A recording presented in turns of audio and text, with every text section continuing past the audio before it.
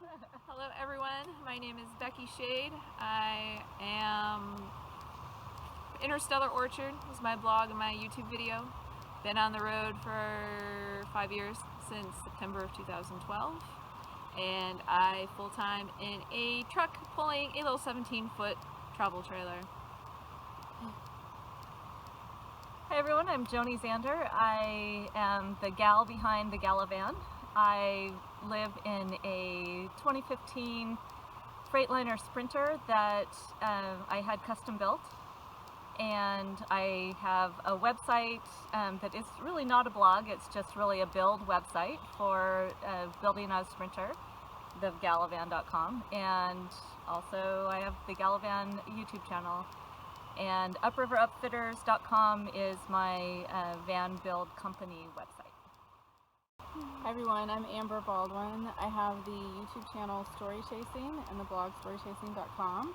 I started in this lifestyle about a year and 3 months ago, and I've already changed RVs.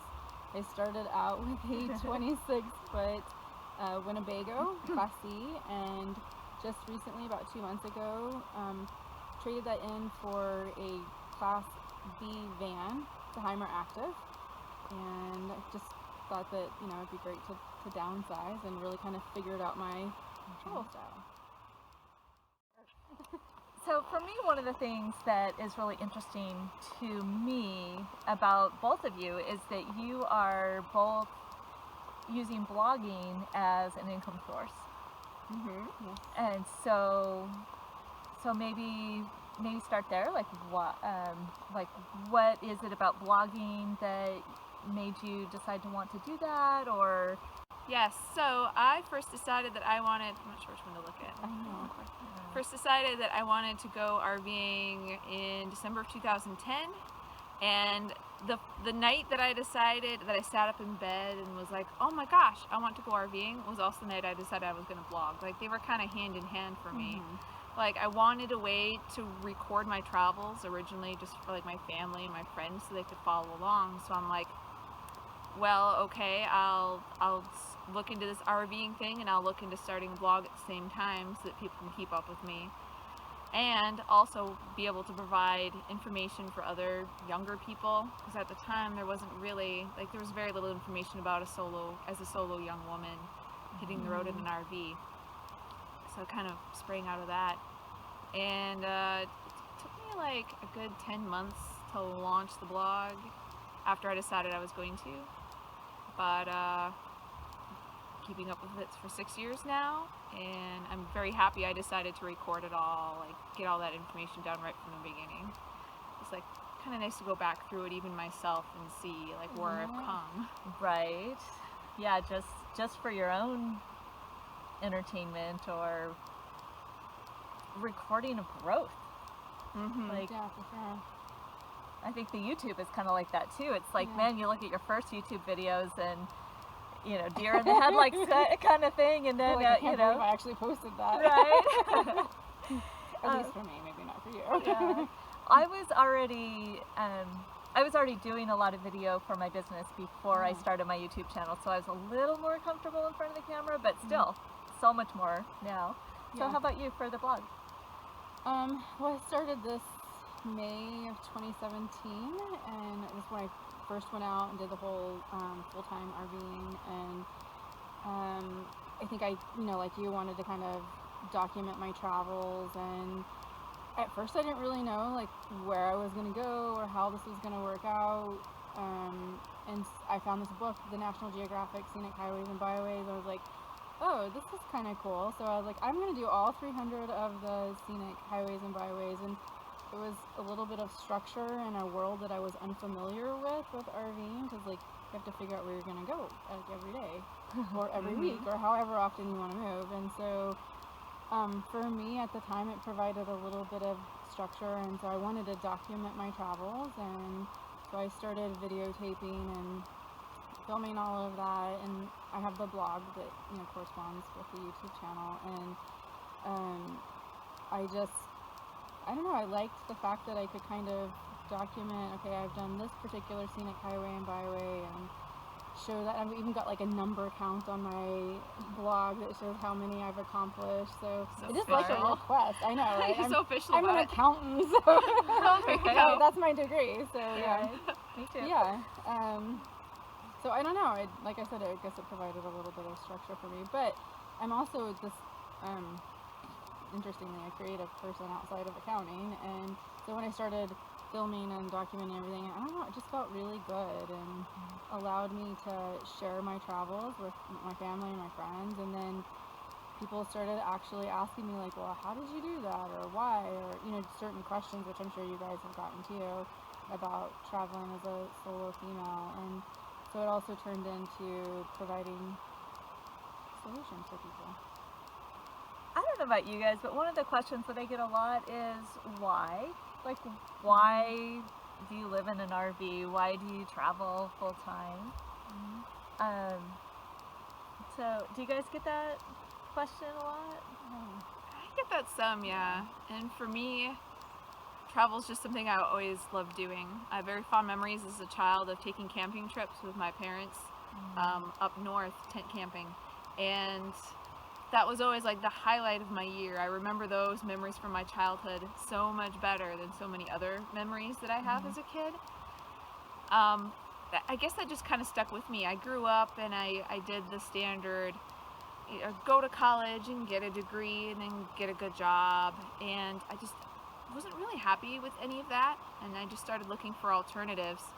And a piece of advice I got was to look back at some like stuff you really enjoyed when you were a kid. Like that's a good place to start for, when you're having those kind of questions.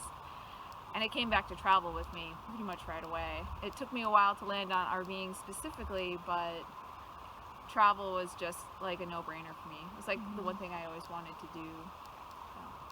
For me, it was, I think looking back into my childhood, my grandfather and my grandmother traveled a lot, and they had an RV, and even though I had never really RV'd before, I think I saw them and what they were able to do, but they were retired when they did it, and my grandfather died shortly thereafter, and so it was one of those things where, I was working so much in my business and my job actually, and I was working remotely, and I just felt like I wasn't getting out there and doing really living, you know what I mean? And I was like, I'm in my 40s now, I don't want to wait till I'm retired, like, what if I don't get to that, time period? And so I was like, I'm gonna do this now, and since I was working remotely already, it just seemed to work, so I decided I'm gonna go out there and do it, and kind of follow my dreams now. Good for you. Yeah. Yeah, I had heard so many stories about people who kind of deferred their lives, like, oh, I'll have time to do that once I'm retired. I'll have time to do that later. And then later comes and they can't do it for whatever reason. And those stories always stuck with me. They always made me really scared. Like, what if that's me? Like, what if I get to be older and something happens and I get sick or I'm injured or something happens and I just can't do it? Like, how terrible would that be? Well, and it's so different now with cellular data that we can all work, and all three of us work on the road. And that wasn't available 10 years ago, really, without a super huge data plan. For me, my former in-laws RV'd full-time for 19 years when my kids were younger, and we were radical unschoolers, and I actually wanted to move into an RV with my family and travel around because, there was nothing holding us to a spot. My ex-husband had retired early, and I wanted to get on the road and go, but my older daughter just really was uncomfortable with that idea, and we were a consensual family, so we, everyone had to be okay with the idea, and so we moved to Corvallis instead. But then my and I didn't really know about Sprinter vans and van life at all. And about 6 years ago, my cousin came to a cousin's reunion with a built-out Sprinter van, and I totally fell in love. And I put that up on my vision board. And then when my youngest moved on to college and moved out of the house, I was like, I can go do this. I don't need to wait to do this. And I work from home anyway, so why not? Well, and what's funny is that all of that research that I did, so I researched for 2 or 3 years on building my van and designing my van, and I tend to over-research things anyway, and I had so much research into my van that that once I posted that van video, I had enough people coming to me and asking me, you know, how can I get a van like yours, that I did go to my builder and say, hey, let's do this, let's build some more. And because, so that's a way for me to kind of monetize all those hours, hundreds of hours of research that I did, to be able to design vans for other people. So another question that a lot of people have, and you know, jump in and feel free to jump in anytime with other questions, but just so many people are so in the box about how to make money that the only thing they know to do is to get a job. And my attitude has always been, you can always make money. Like, it's just so easy. And that, I know that comes from a place of privilege. You know, I recognize that. But there really are so many different ways to make money. And, you know, like just, oh, hey, I'll design vans for people, you know. And just adding on little pieces to what you're already doing. So Becky, maybe you can share about the Amazon versus Patreon piece. Yeah, I kind of came at this from a different position than most people did, because I did not have a job that I could take on the road easily. And at that time, I didn't consider myself as having the kind of skills and experience needed to, you know, launch my own business right out the gate. So I actually hit the road before I had anything solidly in place. And how I actually funded the first couple years of my travel was through work camping, which has a couple different definitions, but the one that most people understand is working a certain number of hours a week in exchange for an RV site. And I focused on the jobs that offered a wage, like 40 hours a week, an actual wage on top of just getting the RV site. And that kind of lets you travel around the country. You take these seasonal jobs, you still get to see things as you're traveling, and you make money along the way by working at different places. How I did it when I first got started was Amazon.com, the online retailer. I worked in their Camper Force program in the fall. I was a little Christmas elf. And in the spring, I worked for home improvement stores like Lowe's, Home Depot, because that's their busy season when they have all these orders coming in for people who want to, you know, upgrade their houses for the summer. And then at summer, like every summer, I picked a different national park to work at, which didn't pay as well as the other two jobs, but then I got to actually live in a national park for summer. Right. That was definitely a bonus there. And it worked. Like, nobody at that point, like, people work camped, but it was mostly the retired age people who just wanted some extra money so that they could, you know, take their trip to Alaska or whatever it is that they wanted to do. And I was like one of the first people to try doing it year-round to see if you could make a living off it, and it turns out that you can, as long as you're frugal.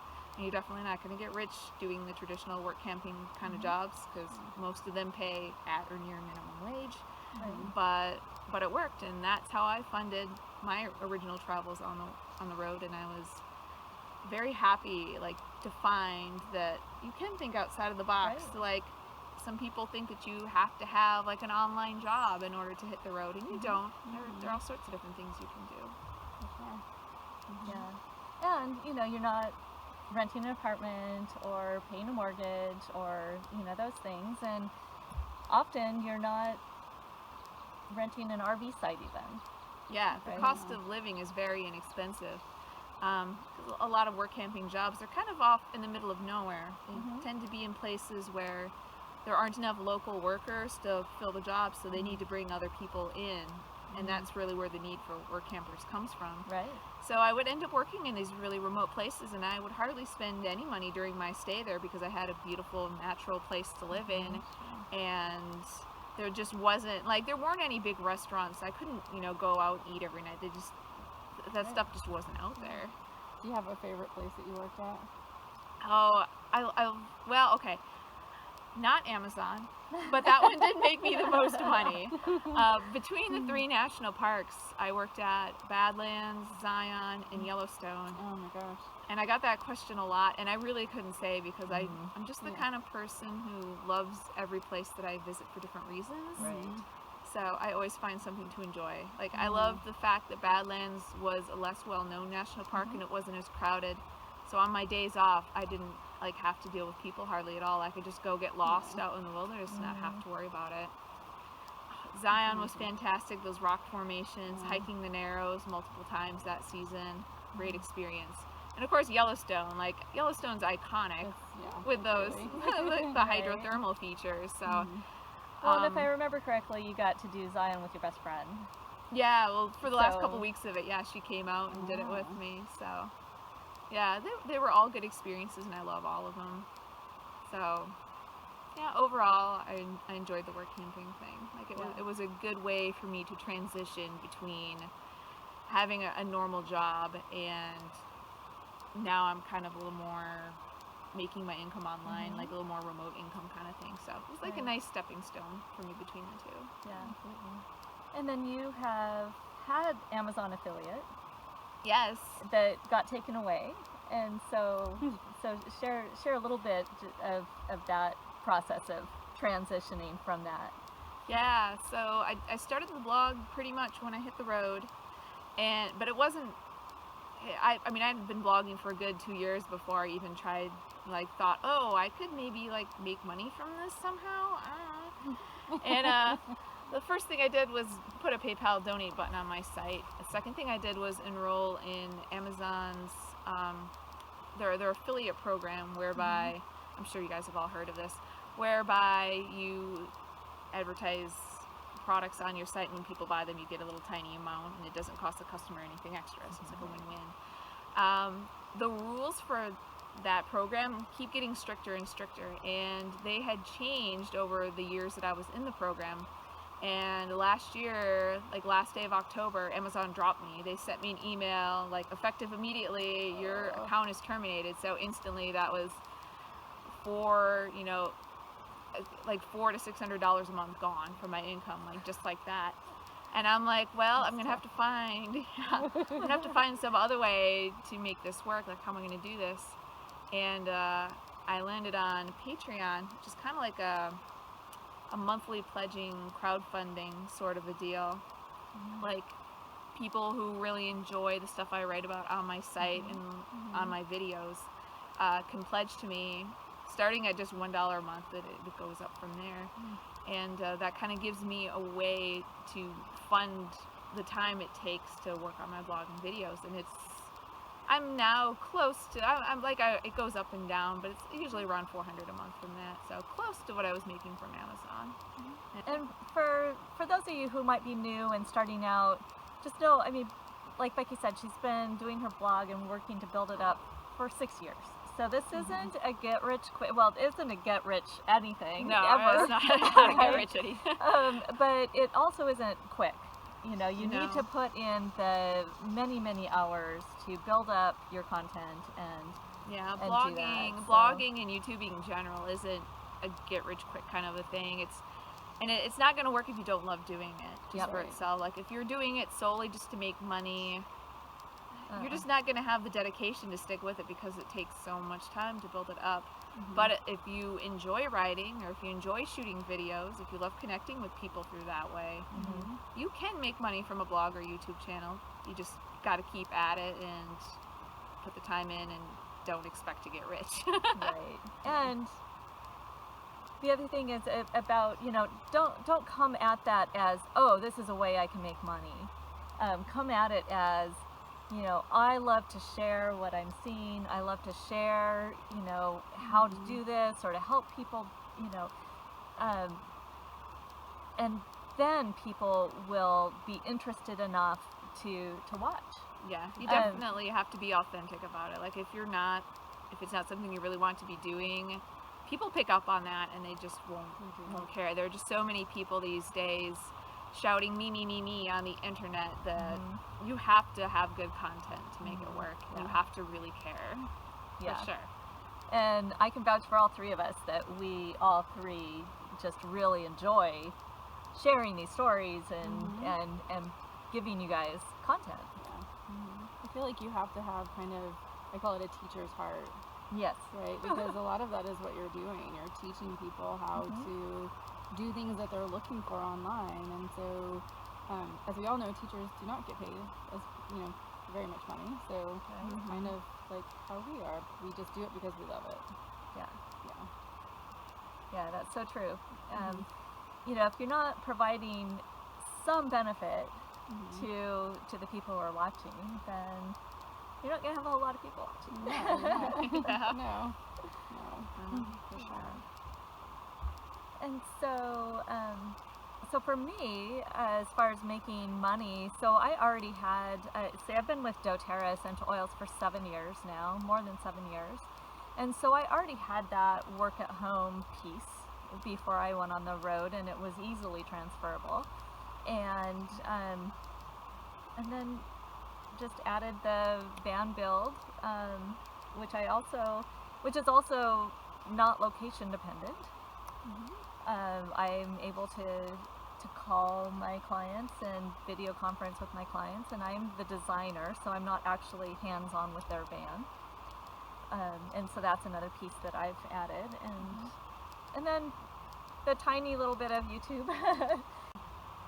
So for me, I started off, as I was saying earlier, like I was working already at a company and working remotely for I think about 4 years before, when I was with the company, and then so last year when I went full time, I was still with them, and it provided me a nice transition.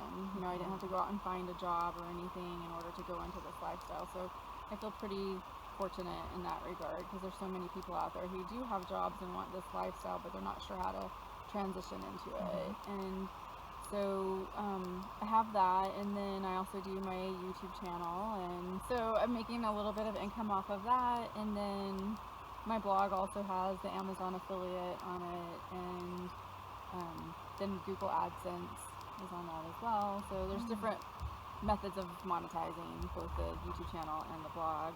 And then I also do business consulting on site. So my background is in accounting and specifically acquisitions and dispositions as well. So I help people with that, and then just how to start a business. So a lot of people are they're afraid to start businesses because they don't know the legalities of it or the various things. They just want to do their dream, right? They want to do the thing that they love and they're passionate about. And so what I do is I try to allow them to do that, right? Teach them how to do some of the legal document stuff, or how to do accounting, or how to hire an accountant, and let them really focus on what their dream is. Nice. So let's talk about loneliness instead. Okay. Okay. You do that. Because that's another question that we all get is, aren't you lonely on the road? Well, personally, since January 11th, when the Escaper annual bash was in Quartzsite, I believe I have been alone for 10 nights. Really? Since January 11th. That has to be a record. So 10 nights on my own, which is kind of crazy. It is pretty crazy. Yeah. But one thing that I've learned about loneliness for myself, so, we travel a lot, we drive a lot, we have a lot of introspection time.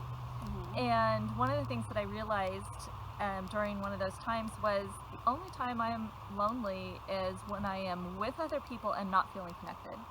Oh, that's interesting. That's a good point, yeah. Yeah, so I was actually far lonelier when I was married to my ex-wife in a house than I have been on the road at all. And the only other times I've been feeling lonely on the road is once at Quartzsite when I was walking to a potluck, and it felt like everybody else had their group of people that they were hanging out with, which is not true, but that's what it felt like. And so all of a sudden I felt lonely, and then that was when I realized, oh, I only feel lonely around other people. And so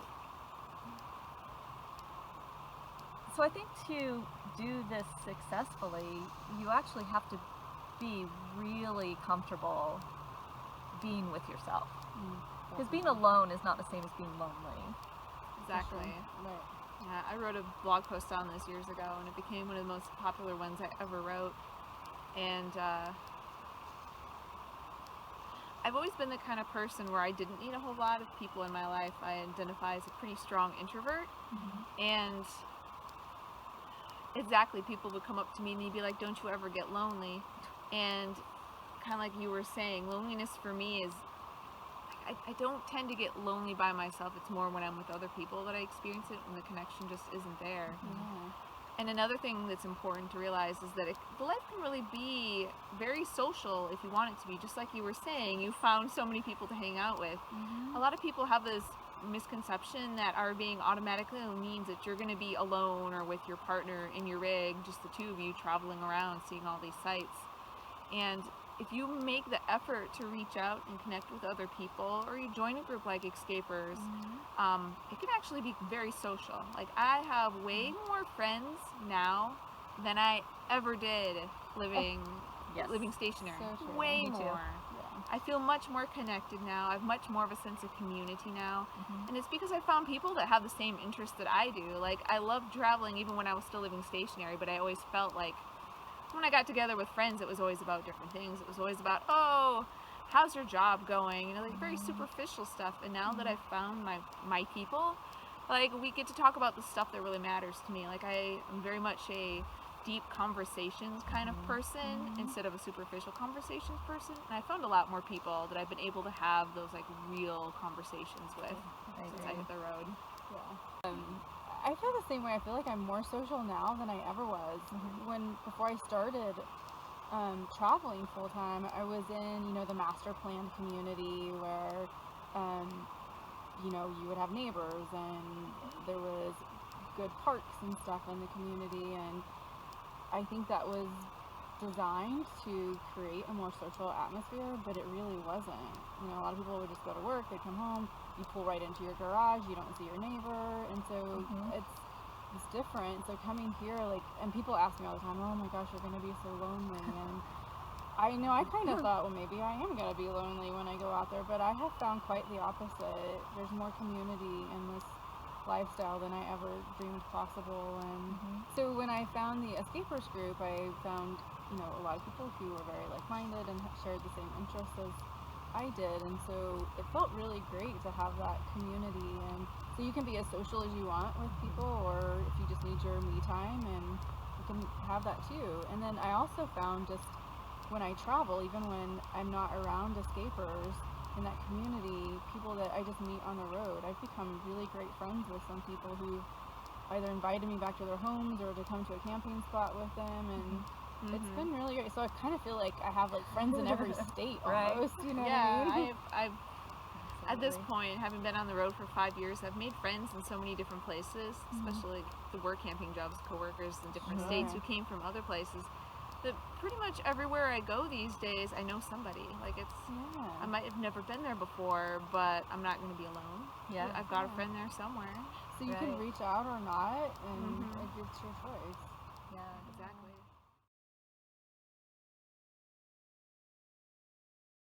Bugs, my God. Yeah, it's bad. I know about being social with the bugs. Okay, now mosquito slapping scene, everybody. But it's